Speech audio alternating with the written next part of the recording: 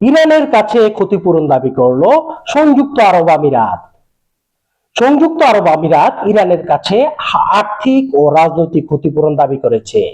দেশটির প্রেসিডেন্ট কূটনৈতিক উপদেষ্টা আনোয়ার গার্গাস সামাজিক যোগাযোগ মাধ্যমে দেওয়া এক বার্তায় বলেন, উপসাগরীয় দেশগুলোর উপর হামলার জন্য যে কোনো রাজনৈতিক সমাধানে ইরানকে জবাবদিহি করতে হবে।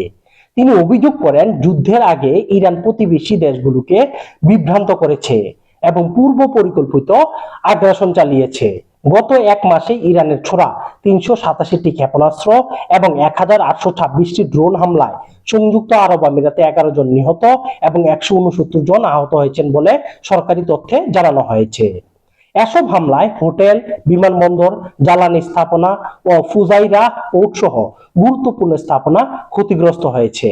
গার্গাস আরো বলেন, ভবিষ্যতে হামলা ঠেকাতে স্পষ্ট নিরাপত্তা নিশ্চয়তা প্রয়োজন এবং ইরানের বর্তমান নীতি উপসাগরীয় অঞ্চলের জন্য বড় হুমকি হয়ে উঠেছে।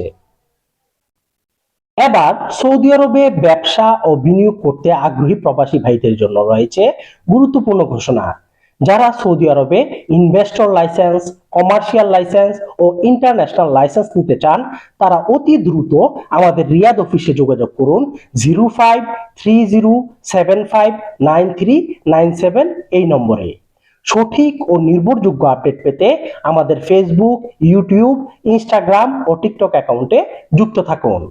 সাথে থাকুন সবার আগে সঠিক খবরের সাথে। ধন্যবাদ।